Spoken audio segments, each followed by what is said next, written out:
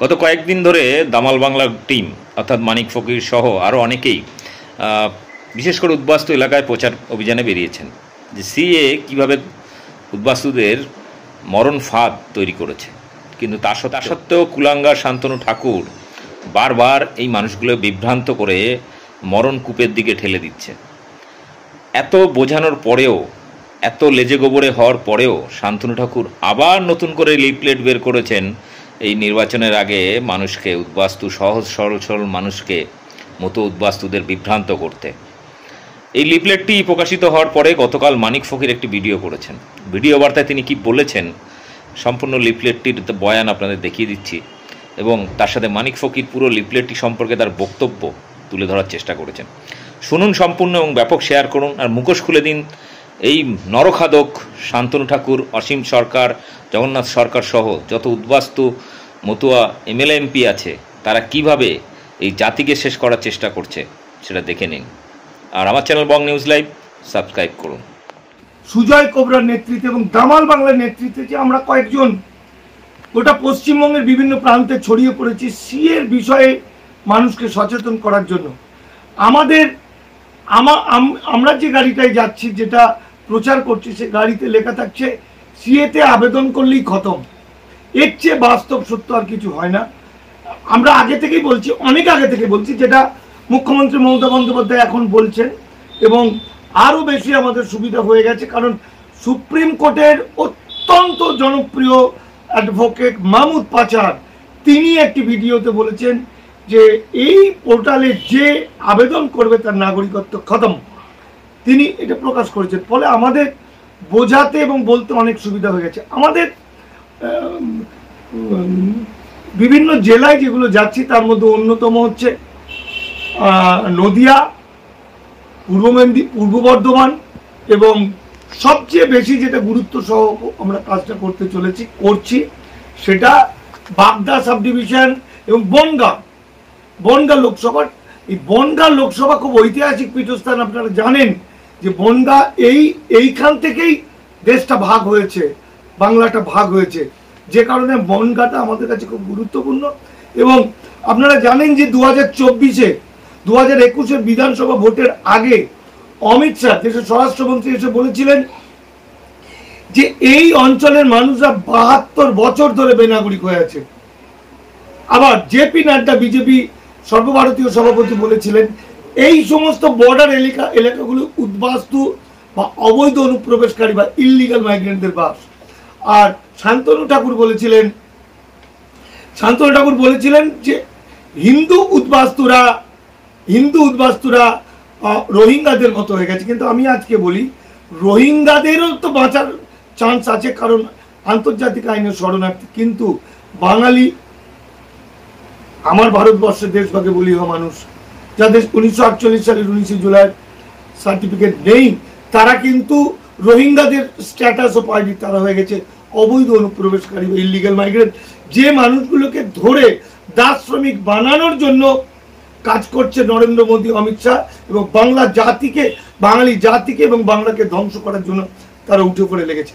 আমরা এই বিভিন্ন জায়গায় প্রচার করার সময় বিভিন্ন অভিজ্ঞতা আমাদের তৈরি হচ্ছে। যেমন কাজ করতে করতে আমরা ঠাকুরনগরে নরোত্তম বলে একজনের বাড়িতে ছিলাম, সমাজকর্মী, এবং তিনি একটি পলিটিক্যাল দলের অত্যন্ত জনপ্রিয় নেতা। তার যে চেষ্টা, তার বাড়িতে থেকে কাজ করে যেটা উপলব্ধি করেছি যে এরা যদি একটু আগে থেকে জানতে পারতো তাহলে হয়তো বাঙালিদের বাঁচানো যেত। এখনো নরোত্তমের যা শক্তি, এবং সবচেয়ে আনন্দের কথা হচ্ছে যে মমতা বালা ঠাকুর তিনি কিন্তু ঝাঁপিয়ে পড়েছেন। তিনি প্রত্যন্ত গ্রামে গঞ্জে ঝাঁপিয়ে পড়েছেন, তার মানুষজনকে একদম রেডি করে নিয়েছেন। যেন যুদ্ধের প্রস্তুতি হচ্ছে, বাঙালি জাতি যাতে চিরকালের জন্য নিঃশেষ না হয়ে যায়। আমরা রাজু ঘোষের নেতৃত্বে, সুজয় কোবরার নেতৃত্বে, আমাদের রবীন্দ্রনারায়ণ তালুকদার, শিখা মণ্ডলের নেতৃত্বে, আমি মানিক ফকির, আমি সব জায়গায় পৌঁছে যাচ্ছি। এবং আনন্দের বিষয় হচ্ছে, আনন্দ করে আর কি লাভ, যখনই অত্যন্ত গ্রামগঞ্জগুলোই যাচ্ছি আমরা, আমাদের কি বলে আমাদের বনগাঁর আশেপাশে গ্রামগঞ্জে আমাদের যেসব অভিজ্ঞতা হচ্ছে তার সেই অভিজ্ঞতাগুলো চোখ দিয়ে জল বেরিয়ে আসার মতো। বৃদ্ধ মানুষ, প্রতিবন্ধী মানুষ, এমন বহু নারী পুরুষ যারা এসে আমাদের হাউ হাউ করে কাঁদছে, আমাকে জোর করে প্রণাম করতে চলছে, যেটা আমি লজ্জায় পড়ে যাচ্ছি।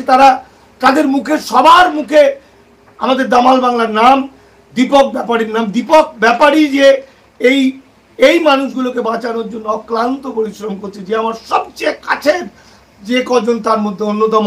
এবং আমাকে তারা এত আপ্যায়ন করছে, খেতে বলছে, থাকতে বলছে, এবং তারা কাঁদছে যে আমরা কি করে বাঁচবো। এবং বিভিন্ন জায়গায় যেটা দেখতে পাচ্ছি যে বিজেপি শুধুমাত্র কিছু আরএসএস এর গুন্ডা নিয়েই চলে তা নয়। আরএসএস এর গুন্ডারা মুখে গামছা বেঁধে মারধর করে, মানুষ খুন করতে চেষ্টা করে, মিথ্যা কথা বলে ইত্যাদি। কিন্তু দেখছি কিছু শিক্ষিত ছেলে তাদের মাথায় এমনভাবে গোবর ঢুকে গেছে, তারা শুনতেই চাইছেন, তারা কোনো প্রশ্ন করছে না, তারা কোনো যুক্তি মানে না। অবাক হয়ে গেছে বাঙালি জাতিকে বাঁচাবো কি করে। আমাদের যেখানে যেখানে গেছি সেখানে আমাদের মারতে আসছে, আমাদের আক্রমণ করছে। কালকে একটি জায়গায় আমার হাত থেকে মোবাইল ছিনিয়ে নেয় বিজেপির একজন উপপ্রধান, এবং মোবাইল ছিনিয়ে নেওয়ার পর যাতে মোবাইলে না ওঠে তারপর আমাদের বাঁশ দিয়ে পেটানোর চেষ্টা করে। কিন্তু যেটা সবচেয়ে বিষয়, সেটা আমাদের নেতা রবীন্দ্রনারায়ণ তালুকদার বারবার বলছে যে ওরা অ্যাটাক করার আগে ওদের চোখের দিকে তাকাবো। এবং সে এবং শিখা মণ্ডল যেভাবে এই সমস্ত গুঞ্জ বা ডাকা খুনি বদমাইশ বিজেপির মাঝে দাঁড়িয়ে যেভাবে লড়াই করছে, তাতে স্যালুট জানাতে হয় তাদের। এবং তাদের মধ্যে বিশ্বাস, এই রবীন্দ্রনারায়ণ তালুকদার এবং শিখা মণ্ডলের মতো কয়েকজন যদি বাংলাতে উঠে আসে, দীপক ব্যাপারীর মতো, রাজু ঘোষের মতো, তাহলে উদ্বাস্তু মানুষরা বেঁচে যাবে, এটা আমার বিশ্বাস। আমি প্রত্যেকটা জায়গায় যাচ্ছি, তবে আমার ভূমিকা, আমি হয়তো অনেকে আমাকে বুঝতে পারছে না। অনেকে বলছে আমার বডিগার্ড দরকার। বডিগার্ড তো শান্তনু ঠাকুরদের দরকার, যারা সবসময় মিথ্যা কথা বলে, যারা মানুষকে শেষ করতে চায়, যারা গণশত্রু, যারা বাঙালি জাতিকে ধ্বংস করতে চায়, তাদের বডিগার্ড লাগে। আমরা সাধারণ মানুষের মধ্যে মিশে থাকি। সাধারণ মানুষ আমাদের ভালো বলে। মানুষ বেসিক্যালি ভালো। মানুষের মধ্যে প্রতিবাদের সত্তা আছে, কিন্তু প্রতিবাদ করতে পারে না। কারণ বিজেপির হয়ে যারা লড়াই করছে, বেশিরভাগ মানুষ ভালো মানুষ, তারা এই বিজেপির এই অন্যায়টা মেনে নিতে পারে না, কিন্তু তারা বেরিয়ে আসতে পারছে না।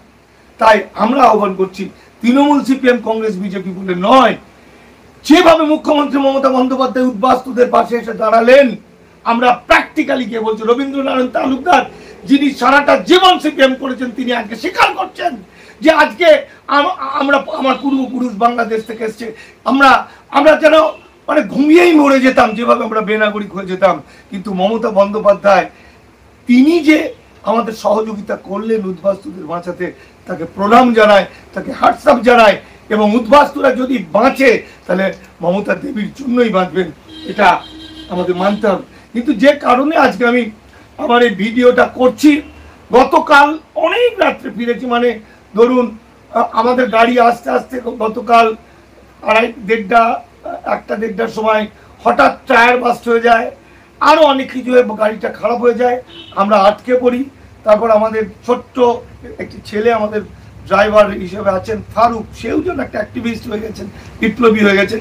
ফারুক বহু চেষ্টা করে, বহু রকম, ওখানে একটা গ্যারেজ পাওয়া যায়, সেই গ্যারেজ থেকে পুরো সব কিছু নিয়ে এসে গাড়ি সারিয়ে আমরা ভোরবেলা এসে পৌঁছেছি। আজ আমার বাড়িতে একটি অনুষ্ঠান আছে, বিশেষ অনুষ্ঠান, আমার ছোট ছেলের বিয়ে, আমার প্রাণের সন্তানের বিয়ে। সেই জন্য আজকে আমি এসছি, কাল থেকে আবার আমরা বেরিয়ে পড়বো। যে কারণে আজকে আমি আমার এই ভিডিওটা করছি, সেটা অত্যন্ত গুরুত্বপূর্ণ। আমাদের দামাল বাংলা যে ব্যাখ্যা দিয়েছে আইনে, ভারতবর্ষের মধ্যে একমাত্র দামাল বাংলা এই ব্যাখ্যাটা দিয়েছে। আমাদের শান্তিপুরের যে আমাদের মাস্টারমশাই ডাক্তারবাবু গৌতম পাল, এই বয়সে অসুস্থ শরীরে যেভাবে লড়াই করছে, পম্পা যেভাবে লড়াই করছে, মানস মজুমদার যেভাবে লড়াই করছে, আপনারা এগিয়ে আসুন। আপনারা যদি লড়াইয়ের ময়দানে আসেন, হাতে হাত মেলান, আমি 100% শিওর বাঙালি জাতি জিতবে, জিতবে, জিতবে। আর একটি ভয়ঙ্কর কথা বলার জন্য আজকের এই ভিডিও। এই দেখুন, আমাদের দামাল বাংলাতে অতৃষ্ট হয়ে গিয়ে শান্তনু ঠাকুর একটা লিফলেট তৈরি করেছে। এই লিফলেটটা ব্যাপক পরিমাণে প্রচার করছে এবং উদ্বাস্তু মতুয়া সম্প্রদায়ের একটা অংশ, শিক্ষিত তথাকথিত শিক্ষিত সম্প্রদায়, যারা মানেই বুঝতে পারছে না, এই লিফলেটটাকে বুকের মধ্যে তারা আগলে ধরেছে এবং শান্তনু ঠাকুরকে ভগবান বলছেন। এই লিফলেটে তিনি কি বলছেন? সিএ 2019 আমাদের কেন প্রয়োজন, কেন প্রয়োজন বলতে গিয়ে এখানে তিনি কিছু ব্যাখ্যা দিয়েছে। অ্যাকচুয়াল সিএএ বা নাগরিকত্ব সংশোধনী আইন প্রয়োজন, এটাতে কোনো বিকল্প নেই, এটাতে আমাদের কোনো আপত্তি নেই। অবশ্যই যদি উদ্বাস্তু মানুষদেরকে নাগরিকত্ব দেয় ভারতবর্ষ বা দিত ভারতবর্ষে, এর চেয়ে ভালো কাজ আর, এর চেয়ে পুণ্যের কাজ আর, এর চেয়ে ঐতিহাসিক কাজ আর পৃথিবীতে কিছু ছিল না। আপনারা জানেন এই দামাল বাংলাকে সমর্থন করে একদিন নওশাদ সিদ্দিকীর দাদা আব্বাস সিদ্দিকী, এমনকি রুহুল আমিন, পীরজাদা রুহুল আমিন, খুবায়েব আমিন, আমাদের কামরুজ্জামান কাজী, আমাদের উলুবেরিয়ার আইইউসির কামরুজ্জামান কাজী এবং এই সংখ্যালঘু যুব ফেডারেশনের কামরুজ্জামান কাজী, এরা কিন্তু সবাই মিলে, মাতিন সাহেব বসিরহাটের, এরা কিন্তু সবাই লড়াই করেছে উদ্বাস্তুদের নিঃশর্ত নাগরিকত্বের জন্য, এখনো করে যাচ্ছে, আমাদের সঙ্গে যোগাযোগ রেখেছে। কিন্তু সবচেয়ে যেটা লজ্জাজনক বিষয়, যারা শেষ হয়ে যাবে, যে শান্তনু ঠাকুরকে ভগবানের মতো পুজো করে উদ্বাস্তু সমাজ, মতুয়া সমাজরা, সেই শান্তনু ঠাকুর সেই উদ্বাস্তু জাতিকে চিরকালের জন্য শেষ করে দেওয়ার জন্য সমস্ত রকম কাজ করে চলেছে এবং নরেন্দ্র মোদী অমিত শাহ দালাল হিসাবে কাজ করছে। আমরা যেখানে যেখানে যাচ্ছি তারা পিছনে লোক লেগেই দিয়েছে, আমরা যাতে বলতে না পারি, আমাদের স্বাধীনতা যেন খর্ব করা হয়, আমাদের বাক স্বাধীনতা যেন না হয়। আমরা চ্যালেঞ্জ করছি বিজেপিকে, অমিত শাহকে। আমরা শান্তনু ঠাকুরকে বাচ্চা ছেলে মনে করি, আমরা অমিত শাহকে চ্যালেঞ্জ করছি, নরেন্দ্র মোদীকে চ্যালেঞ্জ করছি। যদি ক্ষমতা থাকে বাঙালি জাতিকে এবং ভারতবর্ষের মূল নিবাসী জাতিকে ভুল বুঝে, মানে ছোট মনে করে, তাদের ক্ষমতা কম মনে করে, যদি তাদের দাস বানানোর যে প্রকল্প তারা নিয়েছে, তারা যদি এটা থেকে বিরত না হয়, তাহলে তাদেরকে চিরকালের জন্য আমরা শেষ করে দেবো। চিরকালের জন্য বাংলা এবং বাঙালি শেষ করে দেবে তাদের। বাংলা থেকে আমরা বিজেপিকে নিশ্চিহ্ন করে দেবো, কারণ বিজেপির কর্মীরা, সমর্থকরা, তারা মনে মনে ভেঙে গেছে, তারা সন্দেহ করছে শান্তনু ঠাকুরকে। তা যদি না হতো তাহলে 4 বছর ধরে, এত দিন ধরে, যখন দীর্ঘ কয়েক বছর ধরে তারা নিঃশর্ত নাগরিকত্বের দাবি তুললেও, আজ যখন সিএ দেওয়া হলো, নাগরিকত্ব দেওয়ার টোপ দেওয়া হলো, তখন কিন্তু কেউ স্বাক্ষর করছে না, এই পোর্টালে আবেদন করছে না। এমনকি যারা শান্তনু ঠাকুরের হয়ে গুন্ডাগিরি করছে তারাও কিন্তু সিএতে আবেদন করছে না। তাই বলছি, যাদেরকে আবেদন করতে বলবে তারা জোর করে বলুন, যারা বলছে তারা আগে আবেদন করুন। দেখুন কেউ আবেদন করবে না, কারণ সিএতে আবেদন করলে সঙ্গে সঙ্গে ফিনিশ হয়ে যাবে। শান্তনু ঠাকুর এই পোর্টালের মধ্যে কিছু ঐতিহাসিক তথ্য ভুল বলেছে, ঠিক আছে, কিন্তু সিএ যে দরকার সেটা বলেছে, এতে আমাদের কোনো আপত্তি নেই। অবশ্যই সিএ দরকার। আমরা চাইছি আজ পর্যন্ত যারা ভারতবর্ষে বসবাস করছেন তাদের নিঃশর্ত নাগরিকত্ব চাই, অর্থাৎ নিঃশর্ত সিএ চাই, কোনো কাগজপত্র দেখানো চলবে না। এখানে তিনি এই লিফলেটের মধ্যে যে কৌশলটা করেছেন, এই ভয়াবহ কৌশলে গোটা বাংলা জুড়ে দাঙ্গা লেগে যেতে পারে মণিপুরের মতো, কারণ উদ্বাস্তুদের মধ্যে ভাঙন ধরানোর জন্য তিনি খেলা খেলেছেন। এই সিএতে, এই লিফলেটে তিনি বারবার বোঝাতে চেয়েছেন 1971 সালের পরে যারা এসছেন বাংলাদেশ থেকে, তাদের জন্য সিএ, তাদের সিএ পোর্টালে আবেদন করতে হবে। তার মানে হচ্ছে 1948 সালের পর থেকে 1971-এর আগে যারা এসছে তারা তাহলে নাগরিক। এই যে আসামেও এরকম করেছিল, 71 ভার্সেস 48, আগে আসা ভার্সেস পরে আসা, এই দুটোর মধ্যে বিরোধ লাগিয়ে দিয়ে, মণিপুরের মতো মারামারি, কাটাকাটি, খোলাখুলি লাগিয়ে দিয়ে ওরা বাঙালি জাতিকে ধ্বংসের দিকে ঠেলে দিচ্ছে। কাল আমি যখন বাগদা হেলেঞ্চার কিছু কিছু গ্রামের দিকে গেছিলাম, সেই গ্রামের কিছু মানুষ আমাদের প্রশ্ন করছিলেন, বলছিলেন আমরা তো 65-তে এসছি, আমাদের তো কোনো প্রবলেম নেই, তাহলে আমরা কেন আন্দোলন করব? এটা তো 71-এর পরে আসার। না বন্ধু, এই কথাটা এই কথাটা সম্পূর্ণ মিথ্যা কথা বলে এই লিফলেটের মাধ্যমে শান্তনু ঠাকুর উদ্বাস্তুদের মধ্যে বিভাজন করতে চেয়েছে। এই বিপদ সকলে, শুধুমাত্র উদ্বাস্তুদের নয়, 48-এর অনেক আগে থাকা এদেশের মূল নিবাসী সমস্ত এসসি এসটি ওবিসি মাইনরিটি প্রত্যেকটা মানুষের এই বিপদ, এবং মানবতাবাদী বর্ণ হিন্দুদেরও এই বিপদ। এখানে এই লিফলেটের মধ্যে এক তো তিনি বিভাজন করেছেন, দুই তিনি বলছেন, এবার আমি লিফলেটের আইন দিয়ে বুঝিয়ে দিচ্ছি কি লেখা আছে। তিনি বলছেন শান্তনু ঠাকুর তিনি বলছেন 1971-এর পরে যারা এসছেন দেশভাগে বলি নয়, যারা মুক্তিযুদ্ধের পর, তাদেরকে সিএ পোর্টালে আবেদন করতে হবে। কার কথা বিশ্বাস করবেন?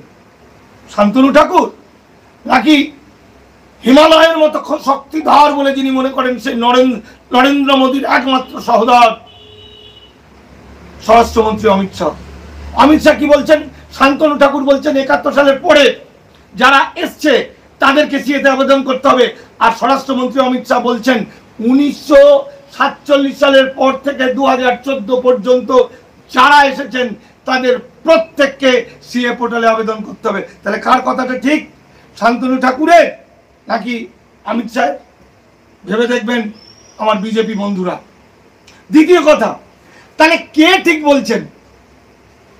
প্রাক্তন মন্ত্রী, মতুয়া সংঘাধিপতি বলে পরিচিত গাঁজাখোর, মায়ের মতো কাকিমাকে মারতে যায় সেই মানুষটা, যে হরিচাঁদ গুরুচাঁদের আদর্শকে জলাঞ্জলি দিয়ে দিল, নৌসাদ সিদ্দিকী যেমন ফুরফুরা শরীফকে ধ্বংস করে দিল, সেরকম শান্তনু ঠাকুর যে মতুয়াদের, যে আমাদের ঠাকুরনগরের যে মতুয়া ঠাকুর বাড়ি, সেটাকে ধ্বংস করে দেওয়ার পথে চলল, সেই লোকটা ঠিক নাকি স্বরাষ্ট্রমন্ত্রী অমিত শাহ ঠিক বলছেন? আসলে বন্ধু, দুজন আর কেউ ঠিক বলছেন না। ঠিক বলছেন দামাল বাংলা। দামাল বাংলা কি বলছে? দামাল বাংলা বলছে কারো কথা বিশ্বাস করবেন না, সিএ পোর্টাল। প্রথম কথা হচ্ছে সিএ পোর্টালে আপনারা যারা দেশভাগে বলি হয়ে এসছেন তারা ঢুকবেন না, রিস্ক হয়ে যাবে। কিন্তু এই পারের যাদের লোক, যাদের সিটিজেনশিপ সার্টিফিকেট আছে, তারা যদি সিএ পোর্টালটা দেখেন তাহলে বুঝতে পারবেন এই পোর্টালে আবেদন করতে পারে কারা। অর্থাৎ এই সিএটা কাদের জন্য? অমিত শাহ যা বলছেন তিনি ঢপ দিচ্ছেন, তিনি আসলে সিএর মাধ্যমে এনআরসি করে নেওয়ার কথা বলছেন। শান্তনু ঠাকুর উদ্বাস্তুদের মধ্যে ভাঙন ধরিয়ে দিয়ে যাতে সবাই আবেদন করে এবং চিরকালের জন্য বেনাগরিক হয়ে যায়, ধরা পড়ে যায়, তার চেষ্টা করছেন। কিন্তু আসল হচ্ছে এই এই এই সিএ পোর্টালের এই পাতাটা। এখানে লেখা আছে who are eligible to apply for Indian citizenship under CAA 2019। 2019-এর সিএ পোর্টালে কারা আবেদন করার যোগ্য? যারা আবেদন করার যোগ্য নয় তারা আবেদন করবে কেন? বলছে এই অমুক চাকরিতে বিএসসি পাস লোক লাগবে। আপনি কেন হায়ার সেকেন্ডারি পাস লোক পরীক্ষা দিতে যাচ্ছেন? তাহলে আপনি তো পরীক্ষার যোগ দেওয়ার যোগ্যই নন, আপনি তো বিএ পাস নন। ঠিক সেরকম আপনি তো এলিজিবল নন, তাহলে আপনি কেন আবেদন করতে যাবেন? কারণ আবেদন করবেন আর ফেঁসে যাবেন। আমরা এই লিফলেট নিয়ে আজকে মামলা করতে যাচ্ছি, কারণ এই সিএ নিয়ে যা লিফলেট, যা পোস্টার, যা প্রচার করছে বিজেপি, টোটাল মিথ্যা কথা, টোটাল মিথ্যা কথা। এদেরকে চেপে ধরুন, ঘিরে ধরুন, প্রশ্ন করুন, প্রশ্নে জর্জরিত করুন, সমাজ থেকে বিচ্ছিন্ন করুন এই নরখাদক, বেঈমান এবং বাঙালির শত্রুদের। দেখুন এখানে কি লেখা আছে, খুব ভালো করে দেখে নিন। হু আর এলিজিবল, এখানে লেখা আছে person belonging to Hindu, Sikh or Buddhist or Jain or Parsis or খ্রিস্টান কমিউনিটি ফ্রম আফগানিস্তান, বাংলাদেশ, পাকিস্তান, এটা আমরা সবাই জানি। Who enter into India on before 31 December 2014, এটাও আমরা জানি। কিন্তু আসল জায়গাটা দেখুন, তারপরে এই জায়গাটা থেকে দেখুন, এই জায়গা 3 নম্বর পয়েন্ট,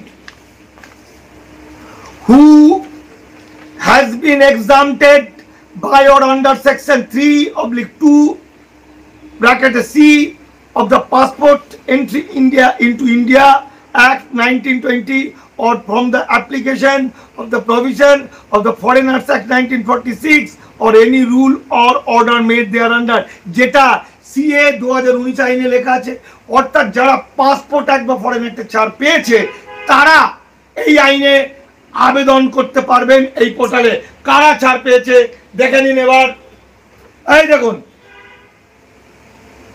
ফরেন ডিভিশনের ডকুমেন্ট, গুগল সার্চ করে নিজের মোবাইলে গুগল সার্চ করুন, মিনিস্ট্রি অফ হোমে ঢুকে যান, দেখুন কি লেখা আছে। এটা হচ্ছে 17 নভেম্বর 2014, মোদী সরকার এসেই করেছে 2014 17 নভেম্বর। কি বলছে? To the principal secretary home of all states UTS as per standard list, subject permission exemption or manual acceptance of application for grant of Indian citizenship to minority community migrated। এখানে কিন্তু migrated বলছেন, এখানে কিন্তু illegal migrant বলছে না, খুব ভালো করে বুঝুন। বলছে persons exemption or manual acceptance of application for grant of Indian citizenship to minority community migrated। দেখুন, মাইগ্রেটেড যারা এসেছেন, এখানে কিন্তু ইললিগাল মাইগ্রেন্ট বলছে না, মাইগ্রেটেড। এই আঙুল দিয়ে এই জায়গাটা একটু দেখিয়ে দাও, মাইগ্রেটেড কথাটা। এই দেখুন, এই মাইগ্রেটেড। তাহলে 2003 সালে সিএর মাধ্যমে দেশভাগে বলি হওয়া মানুষ যারা 1948 সালের 19 জুলাইয়ের পরে এসছে, যাদের সার্টিফিকেট নেই, তাদের বলছে ইললিগাল মাইগ্রেন্ট। তাহলে ইললিগাল মাইগ্রেন্টদের কথা বলছে না, এটা যারা মাইগ্রেট করেছে অর্থাৎ যারা ইললিগাল নয় তাদের কথা বলছে। তারপরের লাইনে কি বলছেন? Migrated from Pakistan Afghanistan. Sir, কে লিখছে চিঠিটা? ভারত সরকারের একজন, দেখুন চিঠিটা লিখছে জিকে দ্বিবেদী, জিকে দ্বিবেদী, joint secretary foreigners. Telephone number এই দেখুন, এইখানে এই চিঠিতে কারা আবেদন করতে পারবেন? 2014 আগে কাদের কথা বলা হয়েছে? লিখছে স্যার, কাদের লিখছে? পশ্চিমবঙ্গ ভারতবর্ষের সমস্ত সরকারকে, রাজ্য সরকারকে বা প্রিন্সিপাল সেক্রেটারি হোম ডিভিশনকে বলছে, sir, I am directed to state the following with reference to Pakistan, Afghanistan nationals of minority community, Hindu Sikhs who are living in India on LTV। এই দেখুন ভয়ঙ্কর কথা, LTV অর্থাৎ লং টাইমের ভিসা। Who are living in India on LTV, যারা long টাইমের ভিসা নিয়ে ভারতবর্ষে বাস করছেন, যারা ধর্মীয় নির্যাতনের কারণে বা নির্যাতনের ভয়ে এসে সমস্ত ডকুমেন্ট দিয়ে FRRO ডিভিশনে গিয়ে অফিসে গিয়ে FRO অফিসারের কাছ থেকে দীর্ঘকালীন একটা নিয়েছে, ছাড় নিয়েছিলেন থাকার, সেটাকে বলা হয় LTV। For grant of Indian citizenship, government of India have considered the difficulties been encountered by কি যেন by such Pakistan, Afghanistan nationals in submitting their application for grant of Indian citizenship, keeping in view। যাই হোক, এই চিঠিটার মধ্যে দিয়ে স্পষ্ট করে বলে দিয়েছে যারা লং টাইমের ভিসা নিয়ে এসছেন একমাত্র তারা এই নাগরিকত্বের আবেদন করতে পারে। শান্তনুর কোনো 14 গোষ্ঠী নাগরিকত্ব দিতে পারবে না, আবেদন করলেই খতম হয়ে যাবে। এই দেখুন, এই চিঠির ভিত্তিতে যে ডকুমেন্টটা আপনাদের দেখাবো সেটা আপনারা অনেকে জানেন। এই দেখুন, joint parliamentary committee report, Bharat সরকার এই রিপোর্ট দেখে বলছে, কি বলছে? as per our records there are 31,313 persons belonging to minority community Hindu 25,447 who have been given long-term visa on the basis of their claim of religious persecutions in their respective country and want citizenship। অর্থাৎ ওই 3টে দেশের 6টা ধর্মের মানুষ যারা এসে আবেদন করেছিলেন তাদের সংখ্যা 31,313 জন এবং তাদেরকে লং টাইমের ভিসা দেওয়া হয়েছে। এই দেখুন গুরুত্বপূর্ণ সেই ডকুমেন্ট, যে ডকুমেন্ট আপনাদের পড়ে শোনালাম। তাহলে শান্তনু বাবু আর নরেন্দ্র মোদী চামচা বিষ্ঠা কুত্তা বাঙালি জাতিকে ধ্বংস করবে।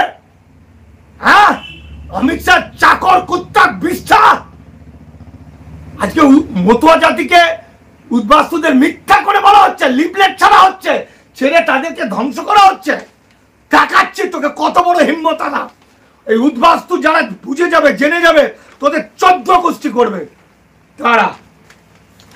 এই হলো সেই কাগজ। এবার দেখো লিফলেটে আর কি বলছে।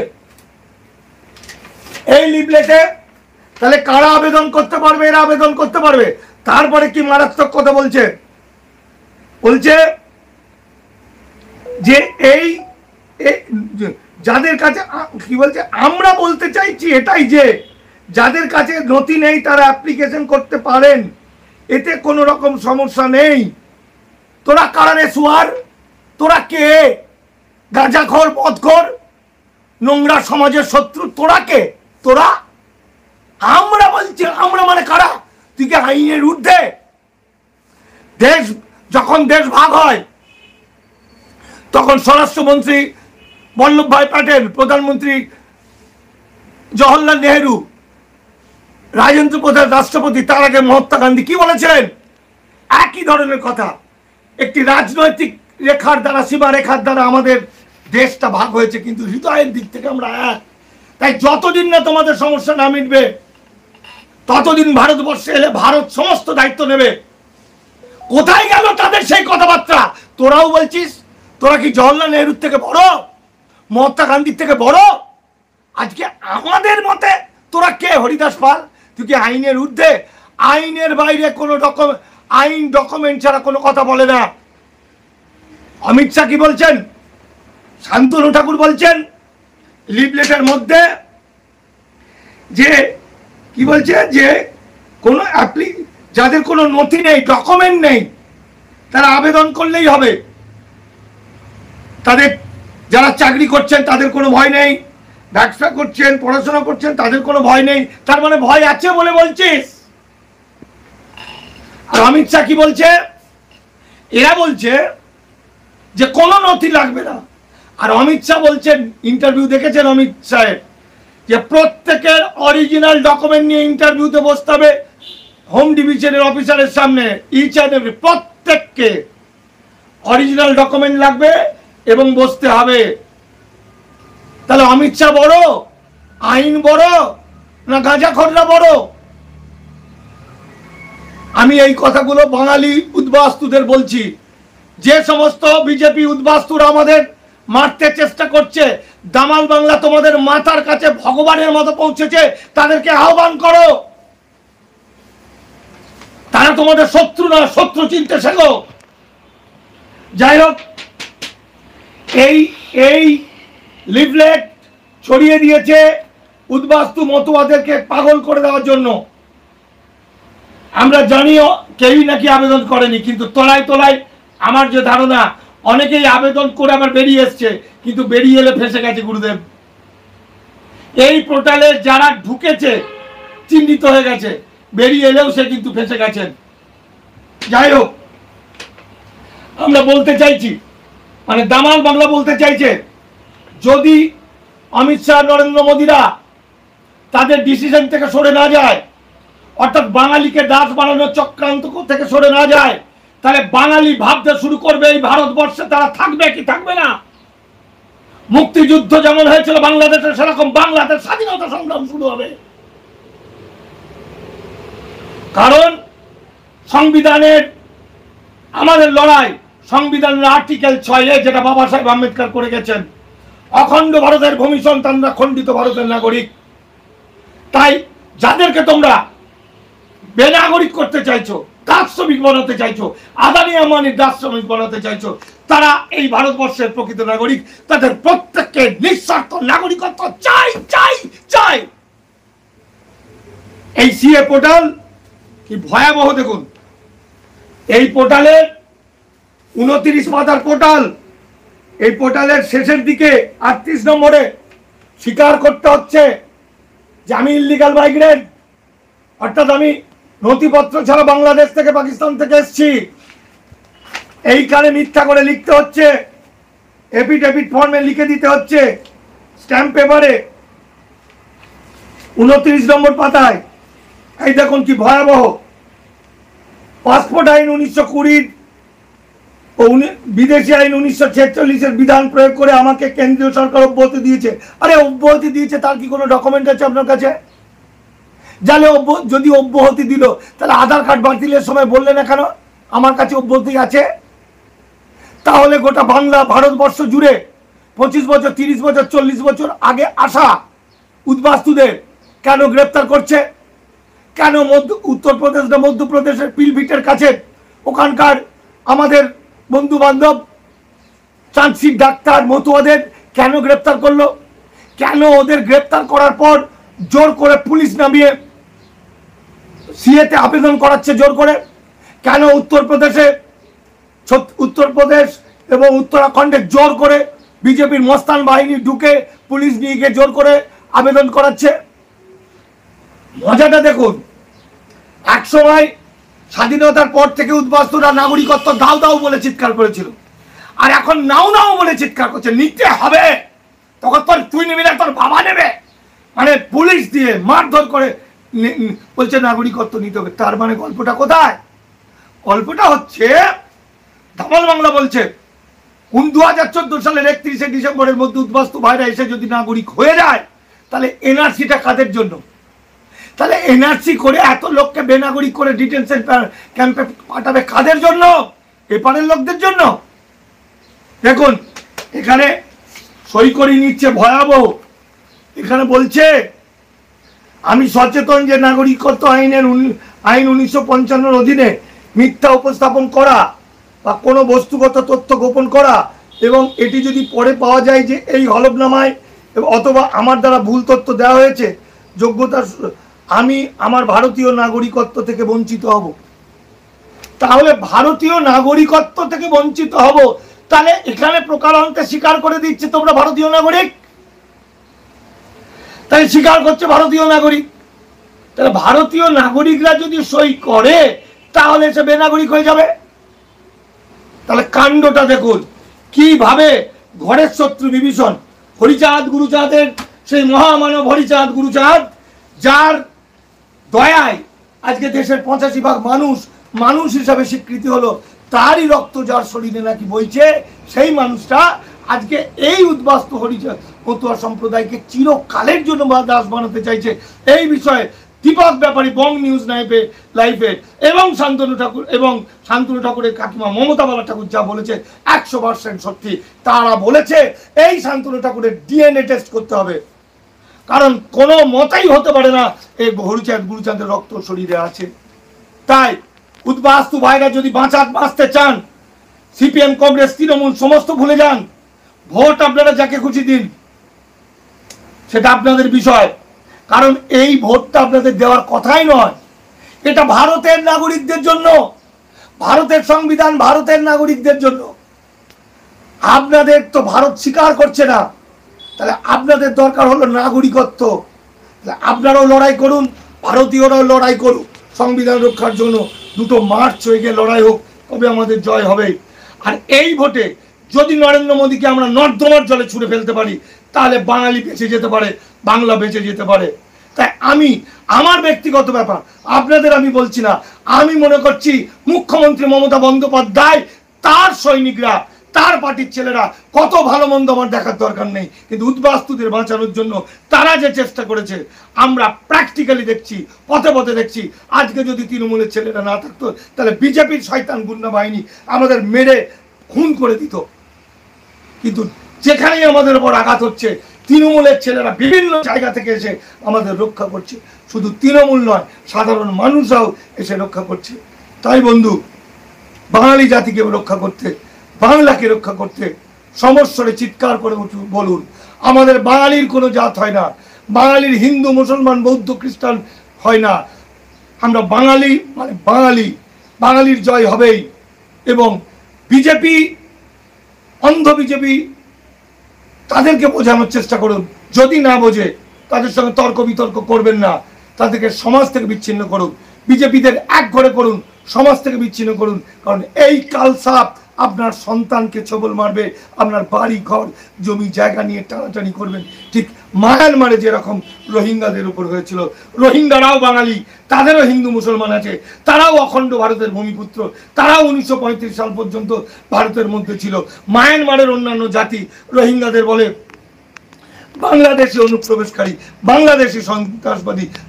ঠিক একই রকম ভাবে আজকের বিজেপির বদমাইশরা, ব্রাহ্মণ্যবাদীরা, মনুবাদীরা বাংলাদেশ থেকে আসা মানুষদের, যারা আমার অখণ্ড ভারতের ভূমিপুত্র, তাদেরকে বলছে বাংলাদেশের সন্ত্রাসবাদী, তারা বলছে অনুপ্রবেশকারী। তাই আসুন আমরা বাঙালি জাতিকে বাঁচাতে, পৃথিবীর যেখানেই বাঙালিরা আছে সকলকে বাঁচাতে একসঙ্গে হাতে হাত মেলান। আর এই শান্তনু ঠাকুরের লিফলেটের বিরুদ্ধে আমরা মামলা করব, আপনারা প্রস্তুত থাকুন। আমার নাম মানিক ফকির, আমার ফোন নাম্বার হচ্ছে 9836327536। আমার